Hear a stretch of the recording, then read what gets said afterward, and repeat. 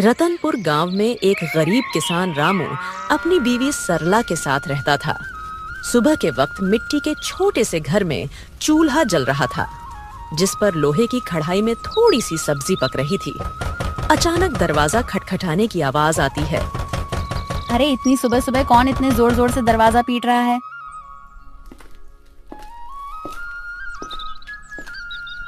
दरवाजा खोलते ही सेठ हरीलाल गुस्से में लाल पीला खड़ा था, जो कि बहुत लालची और चालबाज है।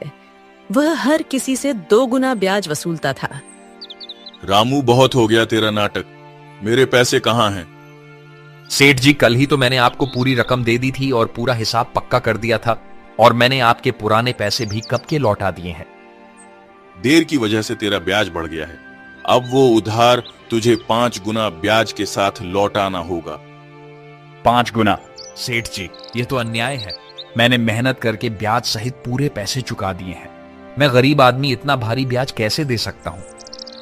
ज्यादा जुबान मत चला। अगर पैसा नहीं दिया ना तो तेरे घर का ताला तोड़कर बर्तन कपड़ा सब उठा ले जाऊंगा। तेरी बैलगाड़ी भी बेच दूंगा। सेठ जी, गरीब का खून चूसकर आपको क्या मिलेगा? हमारे साथ ऐसा मत करिए। इतना ज्यादा ब्याज मैं नहीं दे पाऊंगा। पैसे तो तुझे देने ही पड़ेंगे। देख लूंगा मैं तुझे। याद रखना रामू, हरीलाल से पंगा लेना आसान नहीं है। सेठ रामू को धमकाते हुए चला जाता है, लेकिन जाते जाते अपने नौकर को कहता है, इस गरीब भिखारी की इतनी मजाल, मुझे ना बोलकर इसने गलती कर दी। इसे तो सबक सिखाना पड़ेगा ताकि गांव में बाकी गरीब भी डर में रहे। आप बताइए, ये जिंदगी कब बदलेगी? रोज रोज 2 वक्त की रोटी के लिए जूझना पड़ता है। कभी मन करता है घर की टूटी छत ठीक करवा दूं, तो कभी सोचती हूँ कि हमारे पास भी अच्छे कपड़े हों, लेकिन लगता है किस्मत ने हमें बस तंगी ही दी है। मुझे पता है तुम्हें तकलीफ है, पर मैं क्या करूं? खेत छोटे हैं, बारिश वक्त पर नहीं होती, ऊपर से कर्ज का बोझ भी सर पर है। मैं दिन रात मेहनत करूं, तब हमारे हिस्से में यही नमक रोटी आती है। मेहनत? हाँ, मेहनत तो आप करते हैं, लेकिन भगवान हमारी सुनता ही कहाँ है। लगता है जैसे भाग्य ने हमें इस गरीबी में ही सड़ने के लिए भेजा है। सरला ने आह भरी, पर चुपचाप सब्जी पकाने लगी। कमरे में सन्नाटा था। रामू ने मन ही मन ठान लिया, आज खेत में चाहे जान निकल जाए, पर घर लौटकर कुछ ऐसा लाऊंगा जिससे सरला के चेहरे पर मुस्कान आ जाए। रामू को नहीं पता था कि आज का दिन उसकी जिंदगी की सबसे बड़ी कहानी की शुरुआत करने वाला है। सुबह के वक्त रामू खेत जाने के लिए घर से निकल रहा है। सुबह की हल्की हल्की धूप खेतों पर पड़ रही थी। सरला के मन में आज कुछ हलचल सी चल रही थी। रामू रोज गांव के बीच से होकर जाने वाला रास्ता मंदिर के पास से गुजरता था। रामू रोज इसी रास्ते से जाता था, क्योंकि यही सबसे छोटा और आसान रास्ता था। मंदिर में उस वक्त बस पुजारी ही थे जो सफाई कर रहे थे। प्रणाम पंडित जी, कैसे हैं आप? तबीयत ठीक है ना आपकी? हाँ बेटा, सब अच्छा है। भगवान का आशीर्वाद तुझ पर हमेशा बना रहे। पुजारी से बात करके रामू अपने खेत की तरफ निकल जाता है। उसी शाम गांव का सबसे अमीर सेठ हरीलाल अपने नौकर के साथ बैठा था। वह बहुत लालची और चालाक था। उसके मन में एक खतरनाक योजना पनप रही थी। सेठ हरीलाल अपने बड़े से घर में खाट पर बैठा पान चबा रहा था। पास में उसका नौकर कालू खड़ा था। अरे कालू सुन, मंदिर के गहनों को देखकर मेरा जी ललचा गया है। कल रात मंदिर में जो सोने चांदी के गहने हैं ना, वो मेरे घर में होने चाहिए। गांव वाले मेरी इज्जत करते हैं, लेकिन पैसा और बढ़ाना है मुझे। सेठ जी, पर यह तो पाप का काम होगा। भगवान के घर से गहने चुराना अच्छा नहीं लगेगा। अरे मूर्ख, भगवान को क्या जरूरत है गहनों की? उनका क्या होगा इनसे? असली भगवान तो पैसा है, और पैसा इंसान के हाथ में अच्छा लगता है। पर गांव वाले अगर उनको पता चल गया तो? बस यही तो मजा है। चोरी हम करेंगे और इल्जाम किसी और पर लगेगा। पता है किस पर? उस गरीब रामू पर। आज उसकी और उसकी बीवी की जुबान बहुत ज्यादा ही चल रही थी। रामू, वो तो रोज मंदिर के पास से ही अपने खेत के लिए जाता है ना? हाँ, हम इसी बात का फायदा उठाएंगे। सबको लगेगा कि उसी ने चोरी की, गांव वाले पहले ही उसे तिरछी नजरों से देखते हैं। बस आज रात ही हम अपना काम कर देंगे और सुबह हंगामा हो जाएगा। तू बस ये याद रख, कोई गलती नहीं होनी चाहिए।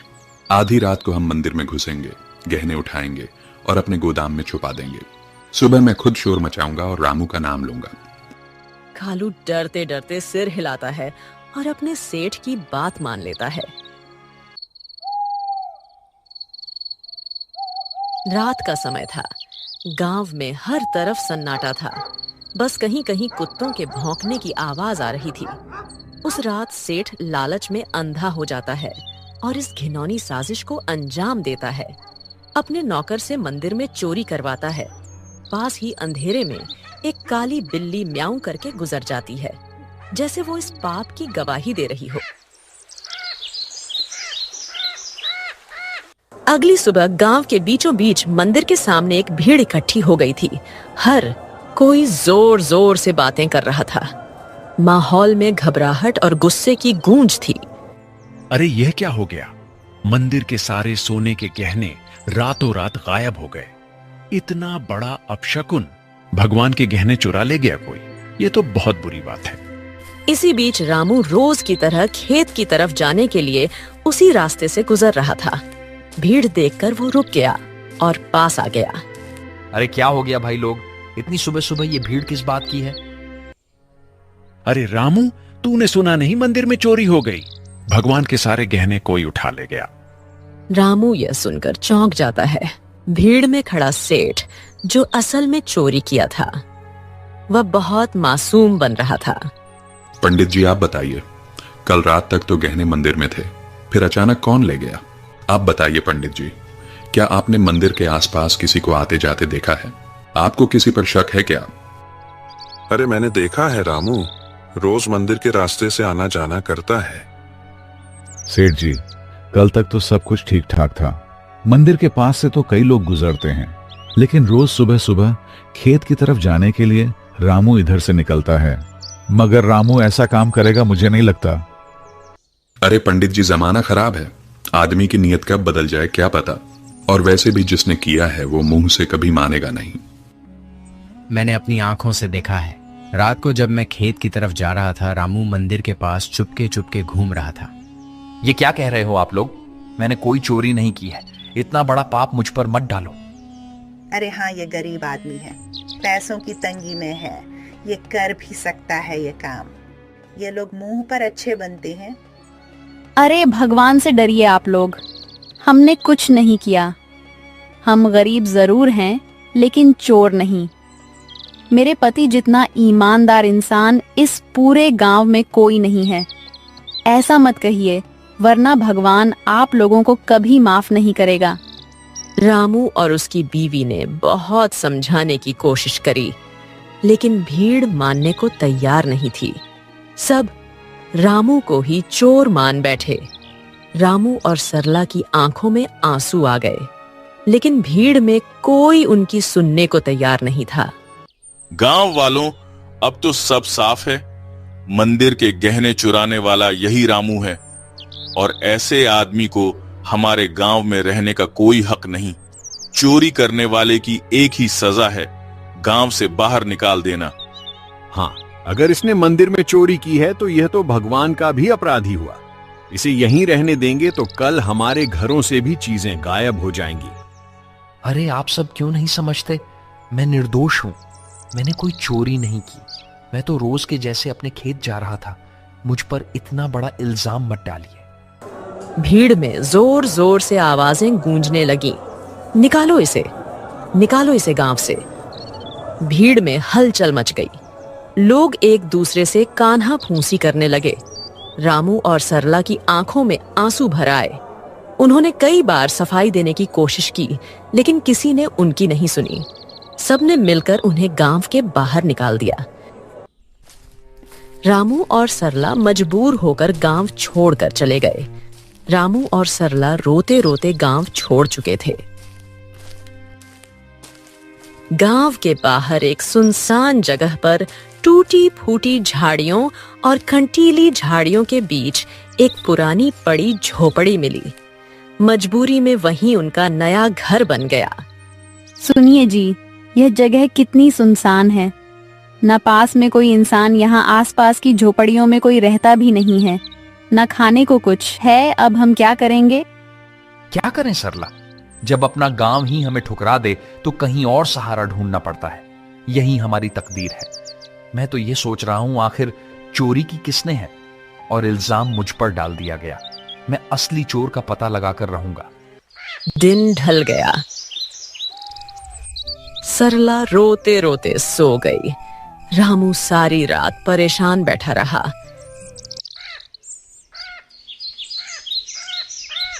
अगली सुबह जब रामू उठा तो उसने देखा कि सरला रो रो कर भूख से कमजोर हो गई है।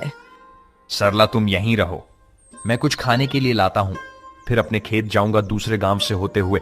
तुम दरवाजा अंदर से बंद करके आराम करो। इतना कहकर रामू जंगल की ओर चल गया।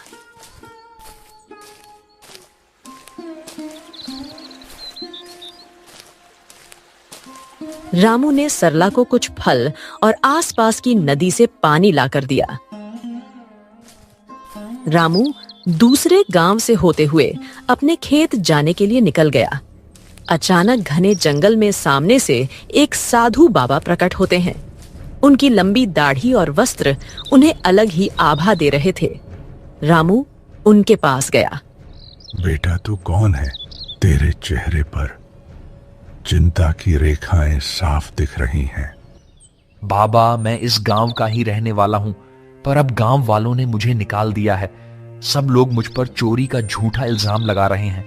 मैंने कोई चोरी नहीं की। रामू रोते रोते साधु बाबा को पूरी कहानी बताता है। सेठ का कर्ज, गांव वालों का इल्जाम और मंदिर से चोरी की घटना। बेटा, तेरी आंखों में छल नहीं है।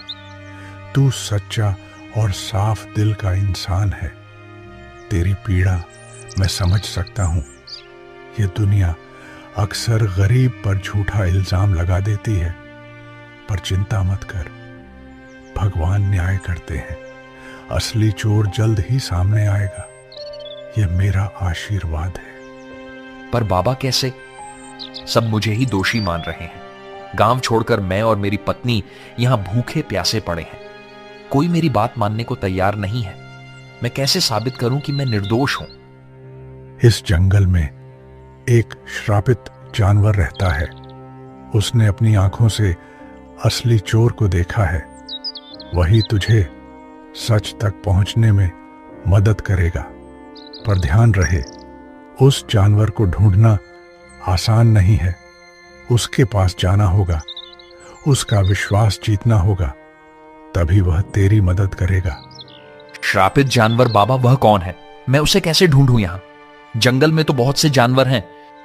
वह एक श्रापित काली बिल्ली है। सच यह है कि उसकी आंखों ने वह दृश्य देखा है जो किसी और ने नहीं देखा। जा बेटा, उस जानवर को ढूंढ और उससे मदद मांग। वो बिल्ली तेरी जिंदगी बदल देगी। भगवान तेरा साथ देंगे।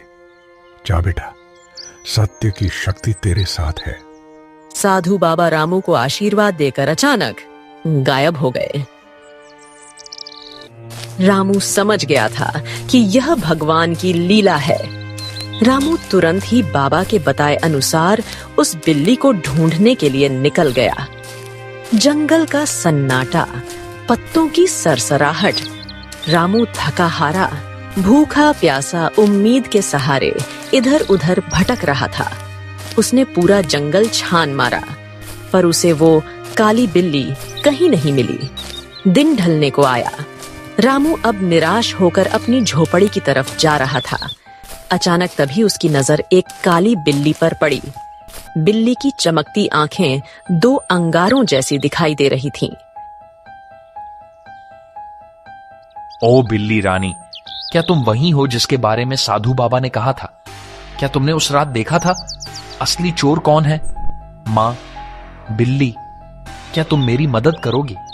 मुझ पर झूठा इल्जाम लगाकर गांव से निकाल दिया गया है। क्या तुम सच जानती हो? मुझे बता दो, असली चोर कौन है? बिल्ली उसकी आंखों में देखती है। रामू का साफ दिल और अच्छी नीयत देखकर जैसे उसे सब समझ आ गया हो। अचानक बिल्ली की आंखों से एक अजीब सी चमक निकलती है और वह इंसानी आवाज में बोल उठती है। रामू, तुम्हारे साथ बहुत बड़ा अन्याय हुआ है। मंदिर के गहने तुमने नहीं चुराए। असली चोर तुम्हारे गांव का सेठ और उसका नौकर है। दोनों ने मिलकर मंदिर से गहने चुराए और चोरी का इल्जाम तुम्हारे सिर पर चढ़ा दिया ताकि कोई शक न करे। सेठ जानता था कि तुम गरीब हो, तुम्हारे पास कोई सबूत नहीं होगा, इसलिए उसने चालाकी से तुम्हें बलि का बकरा बना दिया।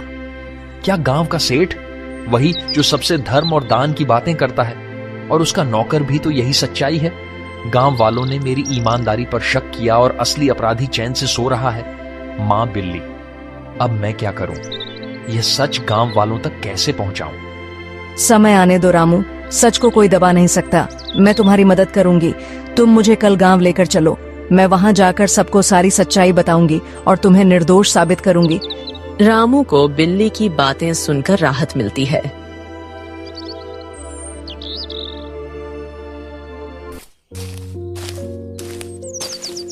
वह घर जाकर सरला को पूरी बात बताता है।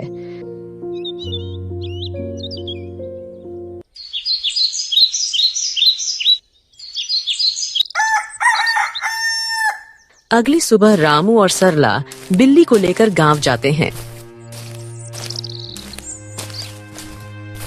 और सबको बुलाते हैं।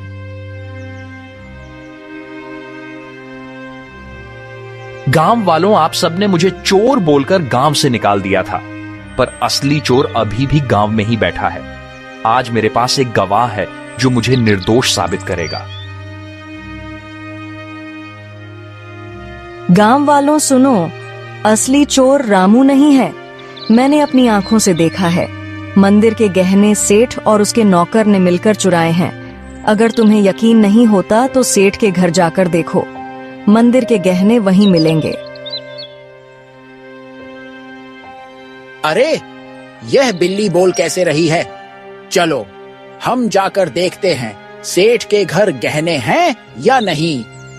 वैसे भी सेठ ही हमें हमेशा धोखा देता रहा है। बिल्ली को बोलता देख सब चौंक जाते हैं और गांव के कुछ लोग सेठ के घर जाते हैं। उनको गहने सेठ के घर में मिल जाते हैं।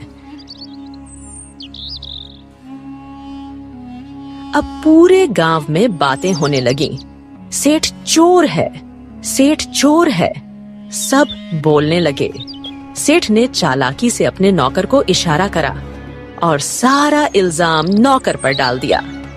अरे नहीं नहीं, मैं चोर नहीं हूं। ये सब मेरे नौकर की करतूत है। उसने ही चोरी की है। मैं तो खुद हैरान हूं। झूठ मत बोलिए सेठ जी, आप सबसे ब्याज में 4 गुना पैसे वसूलते हो, अब चोरी भी करवा रहे हो। ठीक है, अगर तुम सब कहते हो तो इस नौकर को सजा मैं दूंगा, क्योंकि यही असली चोर है। मुझे इस बारे में कुछ नहीं पता था। सेठ ने पूरे गहने वापस मंदिर में रखवा दिए। अब गांव में उसकी कोई इज्जत नहीं करता है। पूरे गांव वालों ने रामू से माफी मांगी। उन्हें अपनी गलती का एहसास हो गया। सबने पूरे आदर सम्मान के साथ रामू और सरला को गांव वापस बुलाया।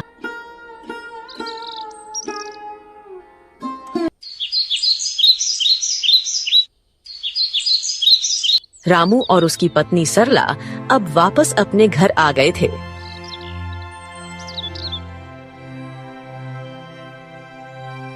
शाम का समय, हल्की ठंडी हवा चल रही है। रामू बोलने वाली बिल्ली के साथ खेत की तरफ जा रहा था।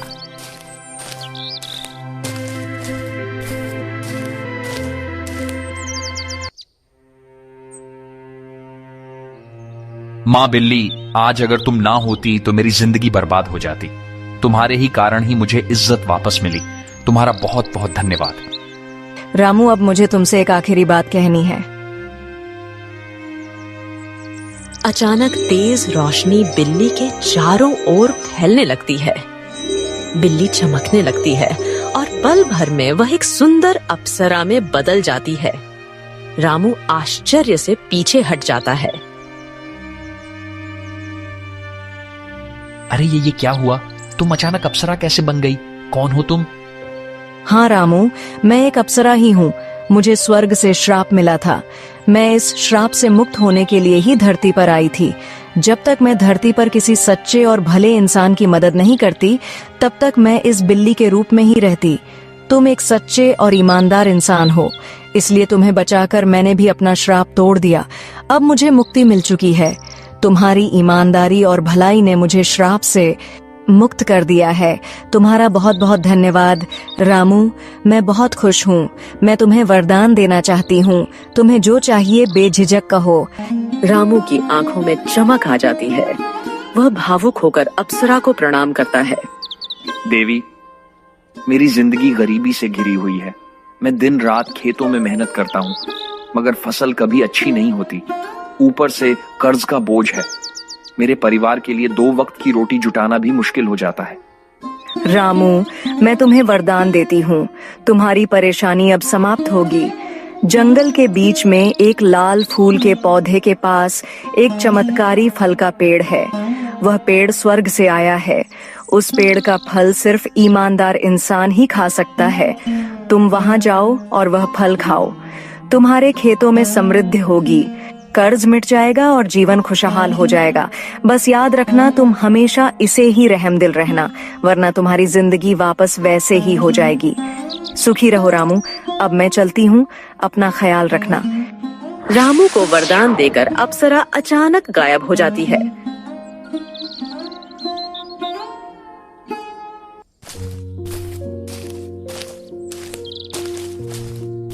रामू जंगल में चारों तरफ उस चमत्कारी पेड़ को ढूंढता है। सूरज ढलने को होता है। थका हारा रामू अचानक लाल फूल के पौधे को देख लेता है। रामू धीरे धीरे आगे बढ़ता है और देखता है कि पौधे के पीछे एक सुंदर चमकदार पेड़ खड़ा है। पेड़ की टहनियों पर सुनहरे फल चमक रहे हैं। रामू श्रद्धा से पेड़ के पास जाता है। पेड़ देवता, मुझे अप्सरा ने आपके पास भेजा है। मैं गरीब किसान रामू हूँ। क्या मैं आपके फल खा सकता हूँ? अचानक पेड़ से आवाज आई। रामू, मुझे सब पता है। तुम सच्चे और भले इंसान हो, इसीलिए अप्सरा ने तुम्हें यहाँ तक पहुंचाया है। तुम मेरा एक फल खा लो, तुम्हारी सारी परेशानियां मिट जाएंगी और तुम्हारा जीवन खुशहाल हो जाएगा।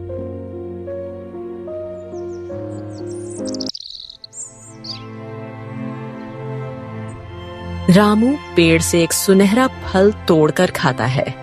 अचानक उसके शरीर में एक अजीब सी ऊर्जा दौड़ जाती है। वह पेड़ को धन्यवाद करके अपने घर की ओर निकल जाता है। और जैसे ही वह घर के पास पहुंचता है, उसकी झोपड़ी एक सुंदर बड़ा आलीशान घर में बदल जाती है। रामू दंग रह जाता है। उसकी पत्नी बाहर आकर चौंक जाती। अरे सुनिए, ये क्या हो गया? हमारी झोपड़ी कहाँ गई? इतना बड़ा घर कैसे बन गया? क्या यह घर हमारा है? हाँ प्रिय, यह सब भगवान की कृपा है। जंगल में मुझे एक अप्सरा मिली। उसने मुझे चमत्कारी पेड़ का रास्ता बताया। उस पेड़ ने मुझे फल दिया और जैसे ही मैंने खाया, हमारी किस्मत बदल गई। रामू ने सरला को उस स्वर्ग से आई श्रापित बिल्ली की पूरी कहानी बताई। इतने सालों की गरीबी के बाद अब हमारी जिंदगी बदल गई। भगवान का बहुत बहुत धन्यवाद। हाँ, मगर याद रखना, यह चमत्कार हमें सिर्फ इसलिए मिला है क्योंकि हमने कभी बेईमानी नहीं की। यह वरदान हमें हमारी मेहनत और ईमानदारी की वजह से मिला है।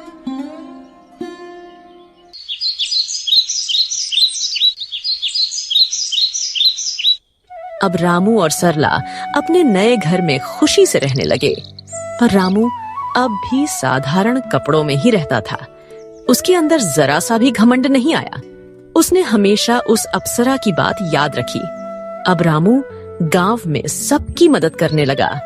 उसके घर में हमेशा अनाज भरा रहता था और मेहमानों के लिए दरवाजे खुले रहते थे। वह गांव के सारे जरूरतमंद लोगों को अनाज बांटता था।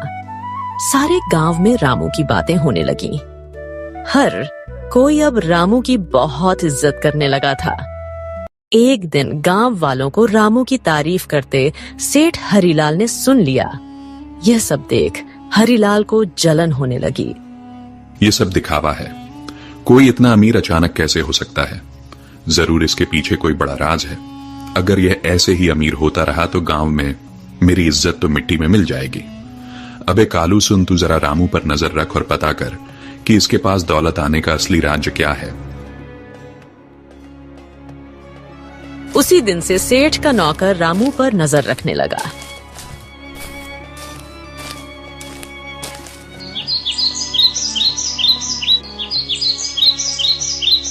एक दिन सेठ का नौकर रामू का पीछा कर रहा था। उसने देखा कि रामू जंगल में जाकर उस चमत्कारी पेड़ से बात कर रहा है। कालू चुपके चुपके रामू की सारी बातें सुन रहा था।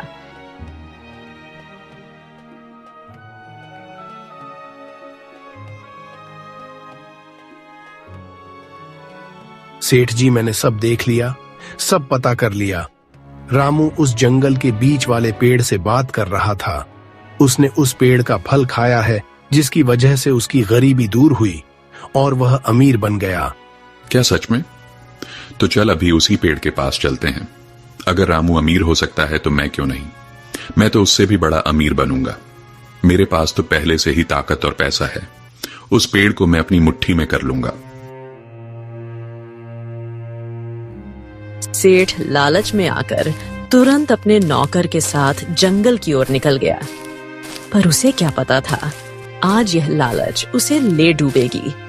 वो लोग पेड़ के पास पहुंचे और फल तोड़ने की कोशिश करते हैं, पर एक भी फल उनसे नहीं टूटता। सेठ गुस्से में आकर पेड़ से कहता है, ओ पेड़, सुना है तूने रामू को फल देकर अमीर बनाया है। अब मुझे भी अपने फल दे, जल्दी कर। मैं इस पूरे गांव का सबसे बड़ा आदमी हूं। अब मैं और भी शक्तिशाली बनना चाहता हूं। सेठ, तू लालची है, अहंकारी है और बेईमान है। मैं अपना फल सिर्फ उसी को देता हूं जिसके दिल में दूसरों के लिए करुणा हो, जो ईमानदार हो और सच्चा हो। तेरे दिल में सिर्फ लालच और घमंड है, इसलिए तुझे कभी यह फल नहीं मिलेगा। क्या कहा? तू मुझे फल नहीं देगा? अरे मूर्ख पेड़, अगर तू मुझे फल नहीं देगा तो मैं तुझे जड़ से काट दूंगा। तेरे जैसे 1000 पेड़ मैं खरीद सकता हूं मैं। अब तू देख, तुझे काट कर मैं तेरे सारे फल ले लूंगा। अबे कालू, कुल्हाड़ी उठा और इसे काट डाल। गांव जाकर उस रामू को भी आज मैं खत्म कर दूंगा। कालू भाग कर जाता है और कुल्हाड़ी लेकर आता है। सेठ पेड़ को अपने पैर से मारने लगता है और उसका नौकर कुल्हाड़ी से पेड़ काटने की कोशिश करता है, लेकिन कुल्हाड़ी लगते ही चिंगारियों में निकलती है। अचानक आसमान से बिजली गिरने लगी और तेज हवा चलने लगी। ठहरो, तुम दोनों को अपने लालच और पाप का फल अब यही मिलेगा। तुम्हें दूसरों की मेहनत और भलाई से जलन थी, अब तुम्हें इसका परिणाम भुगतना होगा। अचानक पेड़ से एक चिंगारी निकलती है। सेठ और उसका नौकर वहीं जलकर राख हो जाते हैं। सच्चाई और ईमानदारी की राह चाहे कितनी भी कठिन क्यों ना हो, अंत में जीत हमेशा अच्छाई की ही होती है। लालच और बेईमानी इंसान को कभी सुख नहीं दे सकते। भगवान भी उसी का साथ देते हैं जिसका दिल साफ हो और जो दूसरों की मदद करता है। इसीलिए हमें हमेशा नेक रास्ते पर चलना चाहिए।